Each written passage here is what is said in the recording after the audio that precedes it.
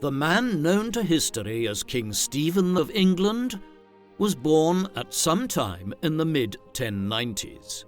Some historians, who are acknowledged authorities on his life and reign, argue for a year of birth as early as 1092. Others suggest he could have been born as late as 1096. It is important to bear this in mind, especially when considering the events of the 1100s and 1110s, as the gap of 4 years make a considerable difference in evaluating whether Stephen's actions at these times were those of a child, a teenager, or a young man. There is more consensus concerning his place of birth, and it is generally accepted that he was born in the town of Blois, in the Loire Valley between Orléans and Tours. Stephen's father was Stephen Henry, Count of Blois, a major French feudal lord of the late 11th century. He was already a man of about 50 years at the time of Stephen's birth. If Stephen was born in 1096, then he would have arrived after his father had left for the Holy Land to take part in the First Crusade to reclaim Jerusalem for the Christian cause. Stephen's mother was Adela of Normandy. She was born in the second half of the 1060s and was a daughter of William the Conqueror, the Duke of Normandy, who, in 1066, led a Norman army across the English Channel and began the conquest of England right around the time Adela was born. Her marriage to Stephen Henry in the early 1080s was a political union designed to forge an alliance between her father, by then King William I of England, and the Count of Blois. Her father died in 1087 and was succeeded by his son, Adela's brother, King William II, better known as William Rufus, most likely in reference to his red hair or beard. Hence, when Stephen was born in the mid-1090s, his uncle was the King of England. Stephen's wider family exerted influence beyond England itself. When William the Conqueror conquered England, he was already Duke of Normandy and had extended his rule over some other adjoining territories in northern France as well, such that the family controlled lands on both sides of the English Channel. Indeed, the Conqueror considered his primary role to be that of Duke of Normandy, even after conquering England, and he spent much of the 1070s and 1080s in France, even after becoming ruler of England. After his death, his territories did not pass undivided to William Rufus.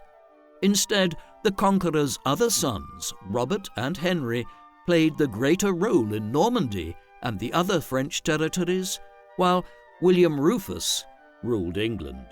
This arrangement was scuppered in August 1100, when the king was killed during a suspicious hunting accident in the New Forest in Hampshire in England. When this occurred, his brother Henry quickly moved to seize power and became the new monarch as King Henry I of England. With this, Stephen, who was still a child, aged between 4 and 8, depending on his year of birth, swapped having one uncle as King of England for another, while his third uncle, Robert, would exercise control over Normandy for some years to come. Although in 1106 he was defeated militarily by Henry at the Battle of Tinchebray and imprisoned for the rest of his life. Consequently, much of Stephen's life would be lived in the shadow of his powerful uncle, who, from 1106 onwards, controlled England and the family's territories in Normandy and elsewhere in northern France. As with any monarch of the High Middle Ages, there are only a small number of administrative records or examples of correspondence that has survived for the near millennium since Stephen's time, with which to shed light on his life. As a result, we are largely reliant on the histories and chronicles of the era in order to reconstruct the events which involved Stephen and the role he played in them. These were mostly written by ecclesiastical figures, monks or abbots and bishops, who were close to those in power. One was the Historia Novella, or New History of William of Malmesbury, a highly learned monk who was born in the mid-1090s too, and was an exact contemporary of Stephen's. The Benedictine monk Orderic Vitalis wrote an ecclesiastical history which covers the period up to 1141 and sheds extensive light on Stephen's life prior to becoming King of England and the first years of his reign. The Anglo-Saxon Chronicle, a long account of the history of medieval England, provides an illuminating narrative of how damaged the social and economic fabric of England was by the civil wars of the 1140s, to which, as we will see, Stephen was so central. Finally, the Gesta Stephani, or Acts of Stephen, is perhaps the greatest source of all for Stephen's time as King of England. The text was anonymous, though some historians of 12th century England contend that it was composed by Robert of Bath, the Bishop of Bath between 1136 and 1166, and an eyewitness to many of the events described in the Gesta. Unfortunately, because it could not have been predicted that Stephen would one day become King of England, these chroniclers were not paying attention to the obscure younger son of the Count of Blois in his earliest years, and we know very little about Stephen's early life. He was evidently raised at home in Blois. He had numerous siblings, including an older brother by the name of William. Under normal circumstances, in a society where primogeniture, the idea that the eldest son would succeed to a noble title, was emerging in its full form, it might have been expected that Stephen would have lived his life in the shadow of his older brother. However, William is believed to have been intellectually challenged in some way. There is no clear description of this, but he acquired the rather crude sobriquet William the Simple, which probably indicates some psychological or mental issue, one which largely precluded him from playing an active role in political and military affairs. In his stead, Stephen and his other older brother Theobald emerged early on as the most capable of Stephen Henry and Adela's sons. Another brother of theirs, Odo, died at a young age. Stephen received a decent enough education during these years by the standards of the time. Where his grandfather, William the Conqueror, was illiterate, Stephen was taught to read and write and was able to understand Latin, a sign of the Renaissance in learning which was occurring across Europe during this period as the continent's first universities were set up and began to produce new generations of scholars and teachers. Stephen's father was absent during his earliest years. He took part in the First Crusade to the Holy Land, which succeeded in setting up a number of Christian states there in 1098 and 1099. The Count of Blois's contribution to the effort was dubious, though. He was present at the siege of the city of Antioch in 1098, but he abandoned the crusade to head home at a critical juncture in the assault on the city. To compound matters, he was believed to have met with the Byzantine Emperor Alexios I Komnenos on his way back through Anatolia and convinced the emperor that the crusade was a lost cause and that he should not march onwards to aid the Christian armies. In the event, he proved to be completely wrong in his analysis, and after the successful capture of Antioch, the Crusaders went on to conquer nearly all of the region, approximating with modern-day Lebanon, Israel, and Palestine, as well as parts of Syria and Jordan. During his absence in the east, Stephen's mother, Adela, headed up a regency government in Blois.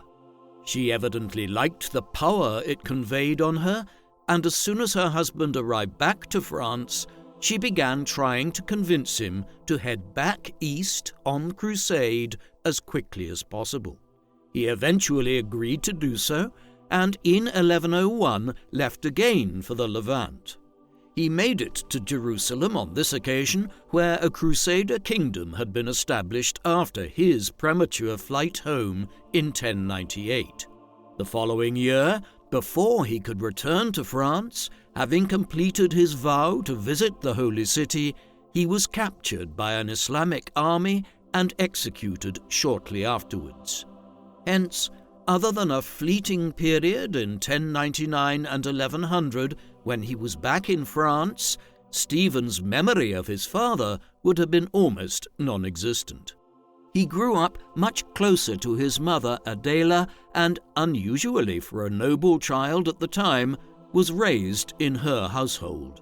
When news of their father's death arrived to France, Stephen's older brother Theobald was made Count of Blois, though he was only 11 or 12 years old at the time, and Adela would continue to act as regent for several years to come.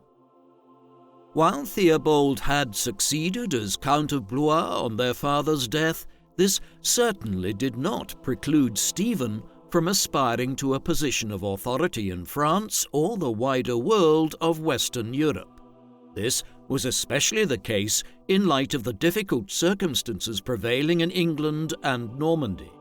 Henry I had over 20 children, but most of them were born as a result of relationships outside of marriage and so, by the standards of medieval Europe, could not be considered as legitimate successors to his dominions. Conversely, he had left it very late to marry, not finally wedding his first wife, Matilda of Scotland, daughter of King Malcolm III of Scotland, until 1100, when Henry was already into his 30s, an old age to marry by the standards of the High Middle Ages. Having married, the union did result in 2 children in quick succession, a daughter named Matilda after her mother in the spring of 1102, and a son named William Adelin in August 1103. Thereafter the marriage produced no further children, and so the succession to Henry rested principally on just one legitimate male heir, William Adelin. Given the tenuous nature of the succession and the lack of a spare male heir, Henry began taking an interest in his nephew in the 1100s. It was an indication of Stephen's promise as he grew up that his uncle increasingly viewed him as someone who might play a major role in the governance of the French part of his dominions in Normandy and adjoining territories. This promotion of young Stephen took place in the years after 1106, following Henry's defeat of his brother Robert and seizure of the Duchy of Normandy. In response to the imprisonment of Robert by Henry, King Louis VI of France began promoting the claim of William Clito, Robert's son and heir, to succeed as Duke of Normandy. This placed Henry in a difficult position, as it was not easy to govern his new French territories from England. Therefore, he began constructing an alliance of friendly French nobles that would serve to protect Normandy from attacks by Louis and the other supporters of William Clito. Part of this involved courting his sister and the lords of the county of Blois, and he did so by showing favour to Adela's favourite son, Stephen. Part of this involved Stephen spending significant periods of time in the entourage of Henry when he visited Normandy and held court at Rouen there. By the late 1100s, Stephen may have been as old as 16 or 17, and so was also in a position to accompany Henry on military campaigns in northern France. He even played a leading role in 1111 in suppressing the revolt of Robert of Belême, a Norman lord with holdings in both England and the county of Ponthieu in France. The following year, Henry knighted Stephen, by which time he was at least 16 years old and perhaps as much as 20 years.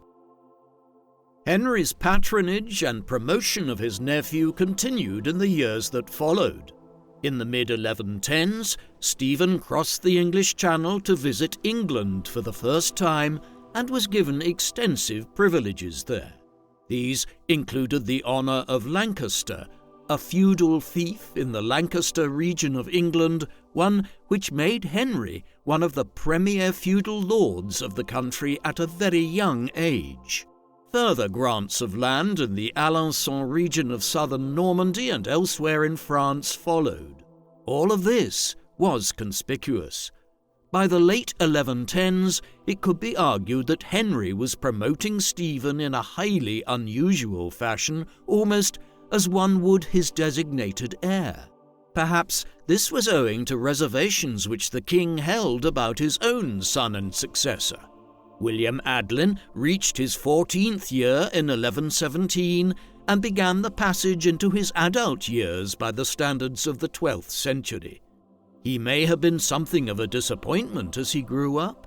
One chronicler of the time described him as a pampered prince who would be swallowed up by the volatile and aggressive politics of the time, whereas Stephen showed promise. Whatever Henry's plans were, they were soon altered by events outside of everyone's control.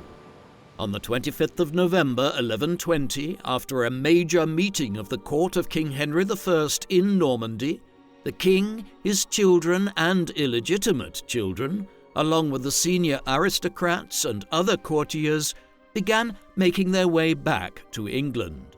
The king had made other plans, but the captain of a vessel named the White Ship, Thomas Fitzstephen, made the ship available to others to make the passage across the Channel. That evening, what was, by all accounts, a fairly drunken royal party, one which included the king's heir, William Adelin, and numerous courtiers and nobles, as well as several of Henry I's illegitimate children, descended on the ship. There were approximately 300 in all, more than the ship could comfortably fit. This was fortuitous for Stephen, who was with the party and decided to get off and wait for another ship to travel over to England, leaving the drunken party to head on without him.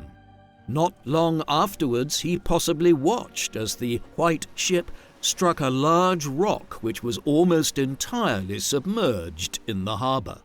According to the sources we have, all but one of the passengers drowned, an unusual development given how close to the shore they were.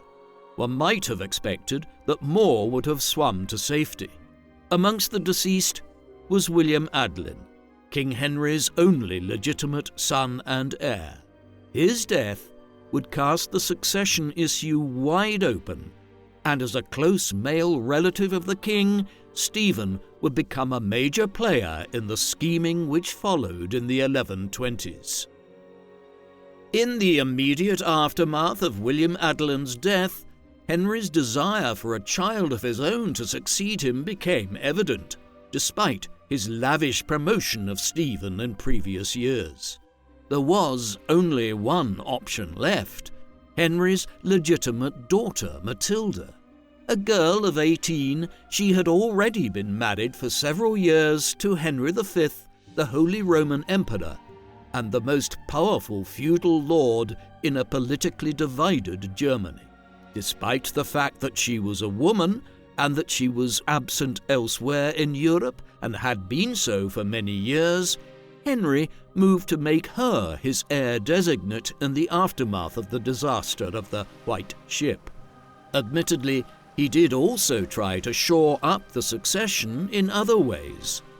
His first wife, Matilda of Scotland, had died in 1118, and Henry remarried shortly after the White Ship, this time to Adeliza of Louvain, a daughter of the Count of Louvain and a woman of perhaps little more than 17 years at the time of the marriage.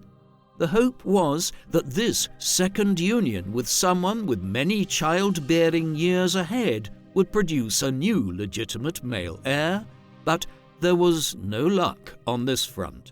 The marriage would not lead to further children for Henry, the barren nature of it most likely being due to the king's own advanced years, as Adeliza would have a child many years later when she married for a second time. What this meant in the 1120s and 1130s was that Matilda remained Henry's only living, legitimate child and the heir to the throne of England. There were signs already by the mid-1120s that Matilda would be a tough sell as Henry's heir. In France itself, it was generally accepted that a woman could not succeed as a queen regnant or major feudal lady, the belief being firmly entrenched that the primary duty of a ruler was as a military leader and that this precluded women from ruling. The situation was more complex in England, a country which has had numerous female monarchs over the centuries. Henry hoped to placate his feudal lords and gain their acceptance of Matilda as his heir in 1128 when, after her first husband, Emperor Henry V, died in 1125, she was remarried to Geoffrey Plantagenet, the Count of Anjou, one of the more powerful lords of northern France, whose lands lay along the southern border of the Duchy of Normandy. This backfired, though, when the unpopular Geoffrey made the lords of England and northern France even more reluctant to accept Matilda as the king's heir. The ill feeling was compounded by high levels of taxation which Henry was imposing at the time to pay for several border wars in France.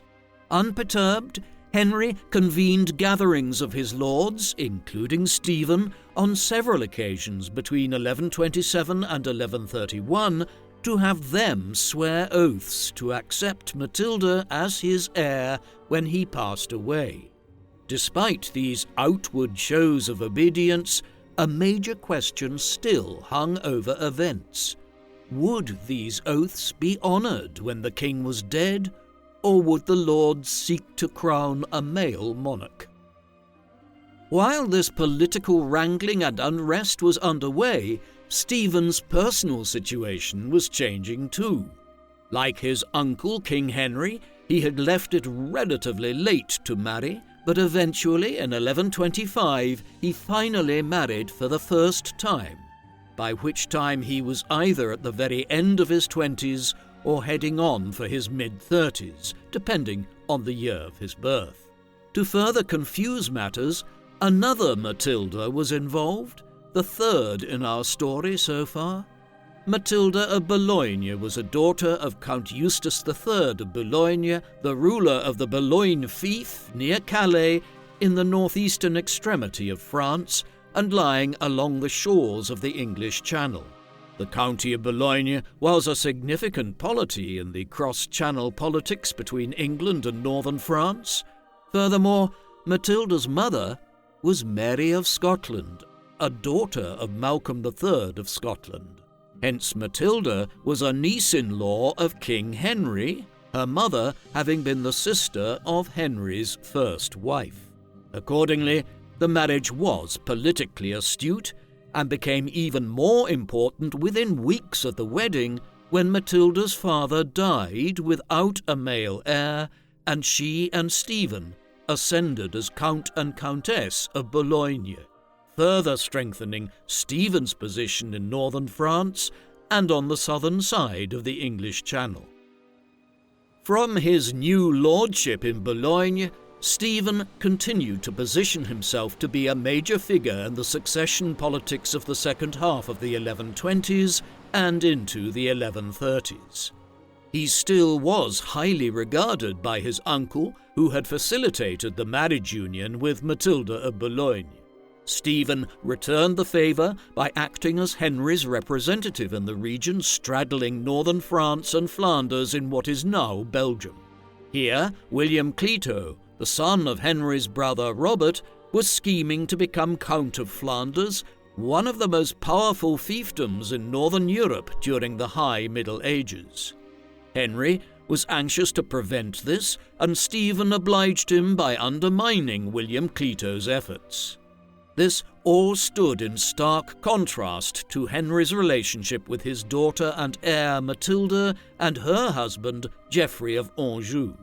They were pressuring Henry to begin transferring power to them before he died, principally by handing over control of castles and lands in northern France. Their argument that this would facilitate the succession to Matilda once Henry died was reasonable, but Henry did not view it as such, and the final years of his life saw a perceptible tension between the king and his daughter and son-in-law. It was under this cloud of deteriorating relations with his family members that old King Henry died at the start of December 1135.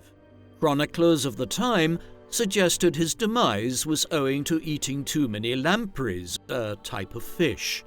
Perhaps this did play a part in his death, but in any event, Henry was well into his 60s by that time, and an old man by the standards of the 12th century. As news of the king's death spread, Stephen was well placed to position himself as a potential successor. The king had died in Normandy, and Stephen received the news before most other contenders for the throne, as he was not far away in Boulogne at the time. Geoffrey and Matilda were further south in Anjou, and such was their unpopularity by that time that few supporters rushed to their cause. Another plausible successor was Stephen's brother Theobald, the Count of Blois, though it soon transpired that he too lacked the kind of support which was available to Stephen. Stephen moved swiftly to capitalize on his advantageous position. He and his closest followers mobilized and quickly crossed the English Channel to arrive in England within days of Henry's death. There they faced some opposition from Matilda's supporters. Nevertheless, by the 8th of December, Stephen was near London, and in the days that followed cemented popular support for his accession in the capital and began taking over the levers of government. Over the next week, an agreement was worked out with the Archbishop of Canterbury, William de Corbeil, whereby, in spite of the Archbishop's oath to support Matilda's succession, he agreed to crown Stephen as the senior ecclesiastical Lord of England. Then a story was concocted with some of the late king's senior ministers, through which it was claimed that Henry I had renounced Matilda as his heir on his deathbed and approved Stephen as his successor. Then, with the wheeling and dealing done and those in positions of power convinced to support him, Stephen was officially crowned as King Stephen I of England at Westminster Abbey on the 22nd of December 1135. It was just 3 weeks to the day since King Henry's death, and in France, Matilda was able to do very little to try to alter the trajectory of events. It was not the end of her claim to the throne, though. Far from it. In a somewhat unusual development, Stephen did not initially face military difficulties from rival candidates to the throne of England from northern France. Instead, the first 2 to 3 years of his reign were principally concerned with shoring up his position in England itself from fractious lords within England and border incursions from Wales and Scotland. The most pressing issue was to the north, where King David I of Scotland had taken advantage of the temporary lull in English royal power upon the death of King Henry to invade northern England. The lands here around Northumbria and adjoining shires were contested between the English and the Scots throughout the High Middle Ages and late medieval period, and a diplomatic realignment pursuant from a change of king was a common reason for outbreaks of hostilities along the border. This one was more substantial than others, with David marching well into England and seizing the important northern towns of Carlisle and Newcastle. In response, Stephen marched north early in 1136 and campaigned against the Scots. Clashes over several weeks were enough to convince both monarchs of the wisdom of finding a swift solution. Stephen, who was anxious to end the campaign and return south in order to continue consolidating his position, ceded Carlisle to David in return for peace. With this concluded, Stephen headed south again. No sooner had he returned southwards than Stephen had to engage with an incursion from several Welsh lords into the March region between eastern Wales and the English West Midlands. The Normans had begun efforts to conquer Wales during the reign of Stephen's grandfather, William the Conqueror, but this was only ever a partial conquest and would not be fully completed until the late 13th century. While Stephen was absent in the north, campaigning against the Scots, several Welsh lords revolted, winning a significant victory at the Battle of Lluchor in January 1136. By the summer of 1136, there was a full revolt in progress in South Wales, led by figures like Owain Gwynedd, one of the Welsh princes. Stephen and several Norman marcher lords campaigned aggressively against them in the months that followed, but as with the Scottish border, Stephen was not committed to winning victory, merely to limiting any potential damage which war might cause. In 1137, he agreed peace terms through which the English state left the Welsh lords to manage themselves for a generation to come. That Stephen would make no further effort to intervene in Wales over his reign was owing to the outbreak of the civil war which would characterize both his reign and the entirety of English political history for a decade and a half in the middle of the 12th century. The Anarchy began in 1138, a civil war which pitted Stephen and his supporters against those who wished to uphold old King Henry's desire for his legitimate daughter, Matilda, to succeed him. Matilda and her husband, Geoffrey of Anjou, had been committed to challenging Stephen's accession from the very beginning of the reign, but it was not until 1138 that they were in a position to press their cause.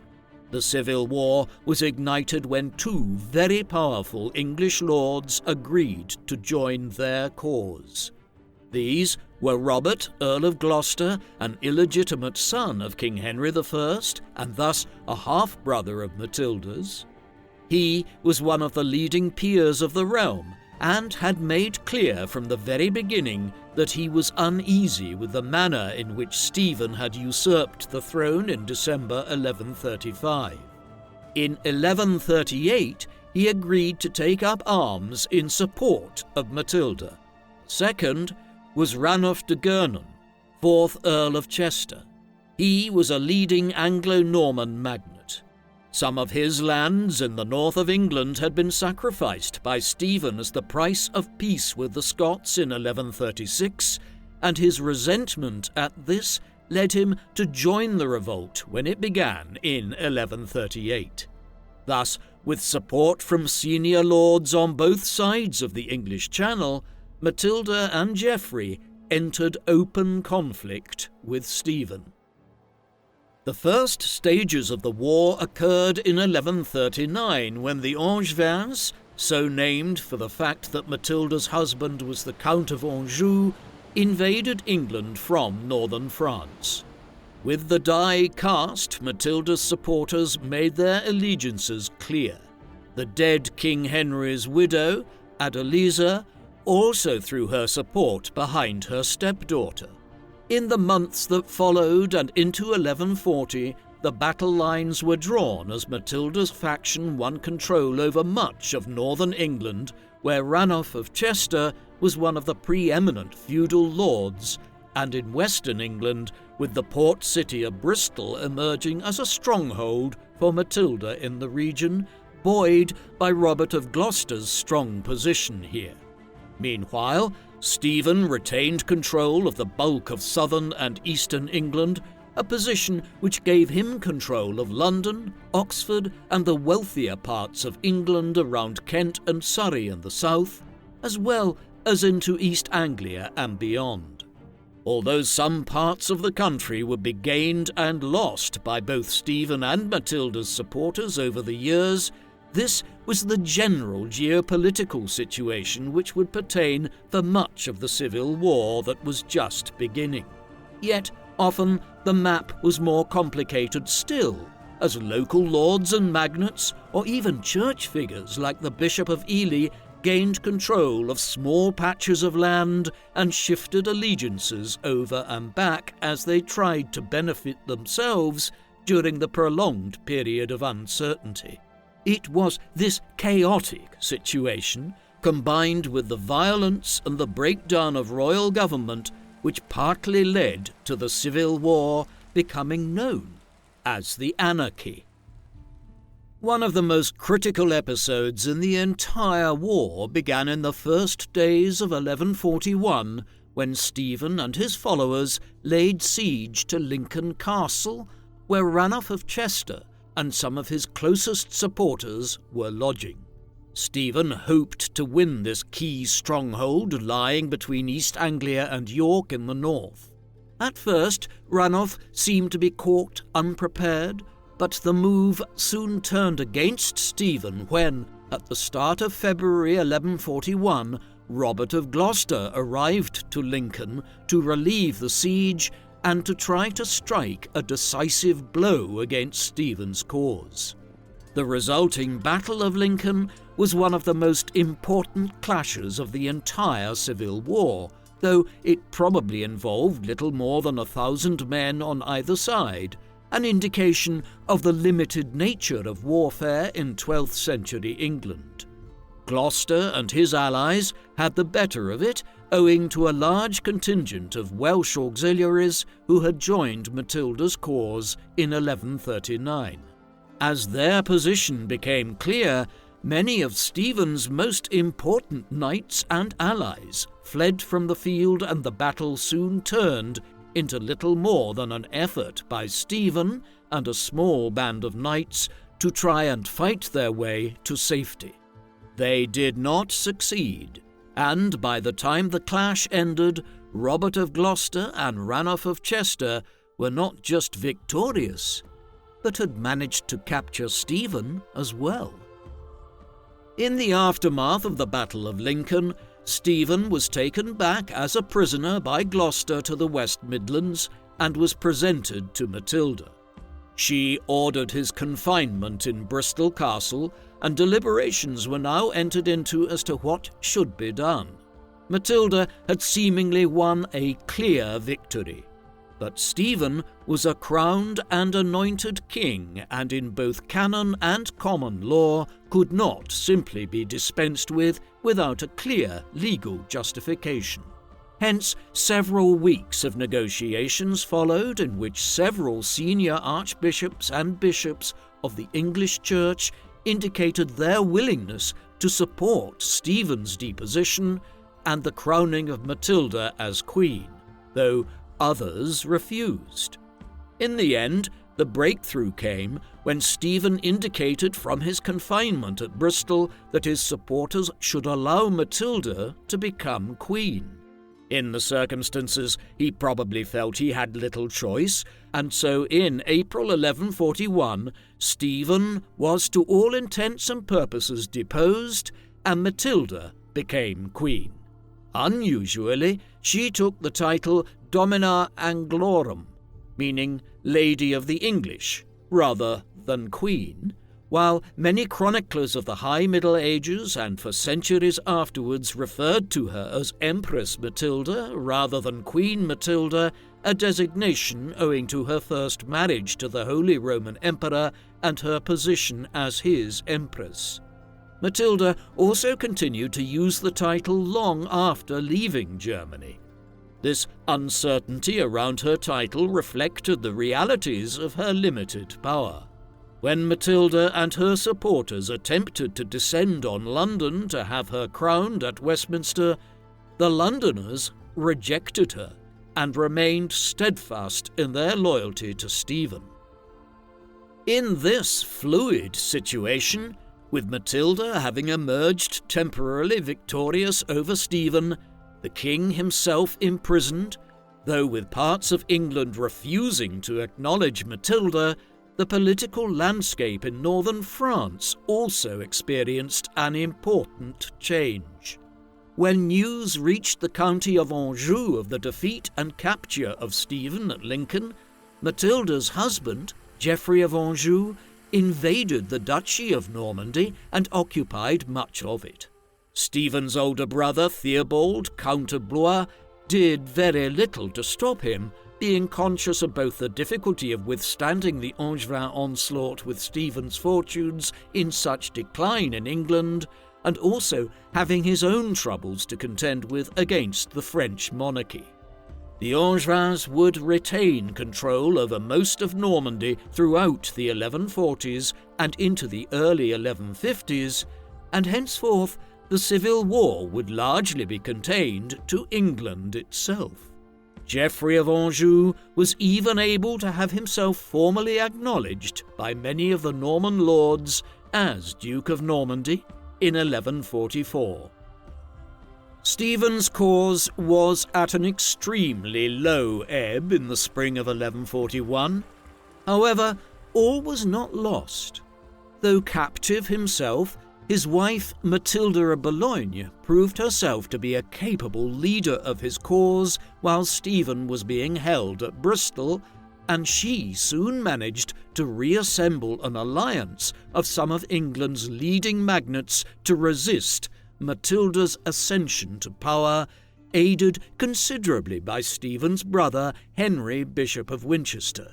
They also had the support of William of Ypres, the leader of a major contingent of Flemish mercenaries from the Low Countries. In the autumn of 1141, their combined forces marched towards Winchester, where Matilda and Gloucester's armies were trying to secure the region for her and have the lords there acknowledge Matilda's accession as queen. What followed at Winchester on the 14th of September 1141 was a direct inversion of the result at the Battle of Lincoln 7 months earlier. Matilda's forces were routed and heavily defeated, and Robert of Gloucester was taken captive. In the aftermath of the engagement, Matilda of Boulogne and Bishop Henry of Winchester were able to trade Gloucester's release for the release of Stephen.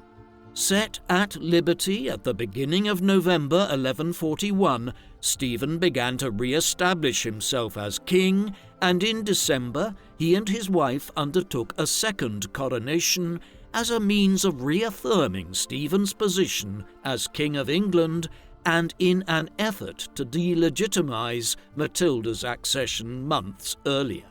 Matilda was never formally deposed, and so across the 1140s there was a rival queen regnant in the shape of Empress Matilda and a king regnant in the shape of King Stephen.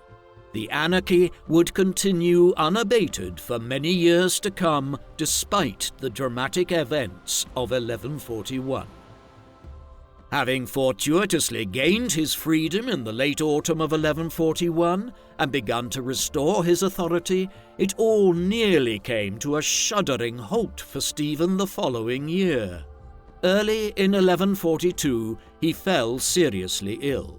What caused his illness has never been satisfactorily resolved. It could well have been the case that the circumstances of his imprisonment at Bristol Castle for several months the previous year had weakened his system and left him ill.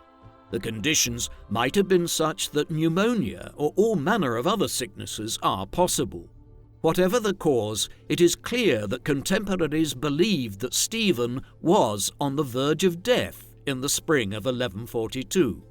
Then, somewhat miraculously, he made a swift recovery and began an energetic new military campaign, one in which he managed to win over Ranulph of Chester for a brief time to his side in the war before laying siege to Oxford in the autumn of 1142. Empress Matilda was there at the time, and Stephen very nearly captured her, something which would have surely led to a major shift in the course of the war had he done so. It was not to be, though. Matilda and a handful of close supporters slipped out of Oxford Castle under the cover of night and made their way westwards. After the dramatic events of the years between 1140 and 1142, the years that followed in the mid-1140s saw the Civil War enter into a period of stalemate. Neither side made a major breakthrough, although at the same time there were near constant clashes between regional supporters of both Stephen and Matilda's causes. The conflict was extremely damaging, and many chroniclers of the time noted the devastation wrought across England and northern France. Agriculture was interrupted across the Norman dominions, and there was a general economic decline after a lengthy period of improvement under Henry I. Scores of castles were destroyed, and towns and villages sacked brutally by wandering bands of soldiers on both sides of the divide. It was this general sense of a land experiencing devastation for years which led the chroniclers to lament it so much, and for subsequent historians to term it the Anarchy. Like many modern wars, it also led to innovations. The incessant warfare and the destruction of existing motte and bailey wooden castles led to a swift adoption of the new concept of stronger stone castles, particularly in England, where motte and bailey fortifications still dotted the countryside. As destructive as the Anarchy was, it ushered in a period in the second half of the 12th century and into the 13th and 14th, in which some of England's finest stone castles were erected. By this time, Stephen was entering his 50s, and Matilda was also well into her 40s. Therefore, as the Anarchy continued, the focus of it shifted in the course of the 1140s from Stephen and his cousin as rival contenders for the throne to their own offspring. Stephen and his wife Matilda of Boulogne had several children by then. Their eldest son, Eustace, was born around 1130. From the point at which Stephen claimed the throne of England in December 1135, Eustace was the next in line to become King of England, though clearly his position politically was marginal while still a child. By the mid-1140s, however, he was old enough to be promoted and was expected to engage in military campaigning himself. In 1146, he was promoted to the position of Count of Boulogne in France and knighted not long afterwards as his father began preparing him to succeed him one day. Stephen and Matilda also had a daughter named Marie who was born in 1136. In the late 1140s, Stephen began promoting her to play a prominent role in the female religious orders in England, a position which was essentially political in the High Middle Ages. Such was the power and wealth of the medieval religious orders. Another son, William, was married to Isabel de Warenne, the only legitimate child of William de Warenne, 3rd Earl of Surrey, in 1148, just a few months after Surrey had died. With this, William was promoted to become Earl of Surrey, through marriage at just 11 years of age. Finally, like his uncle Henry I, Stephen also had illegitimate children, the foremost of which was a son named Gervase, who Stephen had made the abbot of Westminster Abbey in 1138, an important ecclesiastical office which he abused through his corrupt behaviour. All of this was designed to embed Stephen's wider family into the political and aristocratic world of England and to shore up his dynasty in the process. A similar situation was developing across the English Channel in the county of Anjou. Matilda and Geoffrey had 3 sons in the 1130s. Chief amongst these was their eldest son, Henry, an heir who became known to the chroniclers of the time as Henry Fitz-Empress, Fitz meaning son of, and the Empress referring to his mother's first marriage to the Holy Roman Emperor and continuing use of the title of Empress. Henry was born in March 1133 and was just a few years younger than Stephen's eldest son Eustace. Already by 1142, when he was just 9 years of age, his parents began involving Henry in the politics of the Civil War and sent him to England to spend time in the household of his step-uncle Robert of Gloucester. The point of this was to present in person Matilda's heir to the English lords who supported her cause. Henry, after all, would be her successor one day if she was to emerge victorious in the Civil War. And this is increasingly how the Civil War began to develop in the second half of the 1140s and into the early 1150s. It was no longer a conflict to see if Stephen or Matilda would rule in the long run, but which might emerge victorious in their old age and ensure the succession of their son Eustace of Boulogne or Henry of Anjou. The 2 sons became more central to the military campaigning as the years went by, especially on Matilda's side, after her second husband and Henry's father, Geoffrey of Anjou, died in September 1151, at which juncture young Henry became the de facto head of Matilda's military campaign. Even as the caste of those who were involved in the fighting changed, it remained a somewhat timid affair, such that several historians of the High Middle Ages have questioned whether we should even speak of a continuation of the Civil War in the late 1140s. One feature of this was the death of Robert of Gloucester in October 1147. With the passing of one of Matilda's foremost supporters in England, the political and military landscape changed further, so that Stephen and his allies were now more secure in their control of England, while Matilda and the supporters of the Angevins continued to control the Norman dominions across northern France. Another development was that the Second Crusade to the Holy Land began in 1145 and lasted down to 1149 in response to the conquest of the county of Edessa by the Muslim powers of the Levant in 1144. This drew many of the lords and soldiers who might have continued the war between Stephen and Matilda away from Western Europe to the east. In this environment, Henry tried to launch several invasions of England in the second half of the 1140s, but these amounted to very little. In one instance, Stephen simply paid off the mercenaries that Henry's army was largely comprised of and ordered them to return home to France.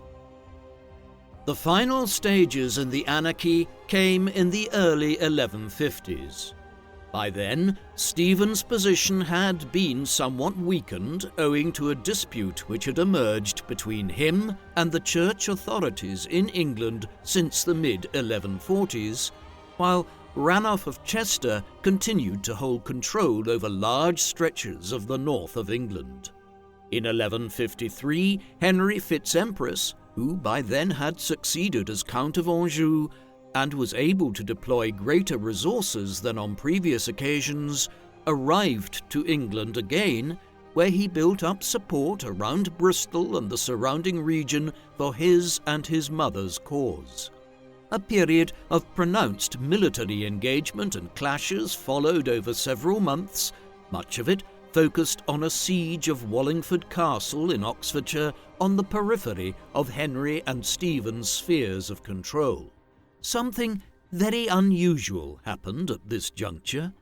Many of Stephen and Henry's closest supporters now indicated an unwillingness to participate in a new bout of violent engagements which could destabilize England in a way not seen since the early 1140s. Faced with this unprecedented situation, Stephen and Henry entered negotiations which were brokered by leading members of the English Church. The end result was the Treaty of Wallingford, also known as the Treaty of Winchester, which was agreed at the scene of the siege late in 1153. Under the terms of this, Stephen, who knew that he now faced a young, energetic and capable enemy in the shape of Henry, and who was also in a difficult position when it came to church support in England, agreed that Henry would succeed him when he died, something which many people assumed was not many years away, given that Stephen was around 60 years of age by that time. This involved Stephen abandoning the claims of his sons to succeed him as King of England, but would ensure peace during Stephen's final years. The Wallingford Agreement was confirmed shortly afterwards by a more formal treaty agreed upon at Winchester. The Treaty of Wallingford was a peculiar agreement. Through it, Stephen had effectively renounced the claims of his son Eustace or any of his other children to the throne of England. Eustace was clearly disgruntled with the decision, though there is a debate as to whether or not Stephen did genuinely intend to accept the terms of the treaty, or if he was simply buying time in which to strengthen his position again and would then recommence the war and impose Eustace as his heir. This latter theory certainly corresponds with some of his actions following the agreement. The months after Wallingford was finalized saw Stephen engaging in a flurry of activity. First, he tried to reduce the power of Hugh Bigod, a perennially overmighty feudal lord in England, while he was also building up his military base once again. A setback occurred when Eustace died suddenly and prematurely in the autumn of 1153, though Stephen's other son, William, now became a potential heir to Stephen. Questions remain as to whether Stephen was planning to eventually renounce the terms of the Wallingford Agreement and to try and make William his heir once he had built up enough strength and support for such a move. If this was Stephen's plan, it would never come to fruition. By the time the Wallingford Agreement was reached in 1153, the king was at least 57 years of age, depending on the time of his birth, and perhaps into his early 60s. Old age in the 12th century. Despite his advanced years, he spent the first months of 1154 travelling around England and making preparations for reform of the kingdom and perhaps to plot the succession of his son William. One major port of call was the northern city of York. He then traversed the entire country again, heading for Dover in Kent in the southeast of England.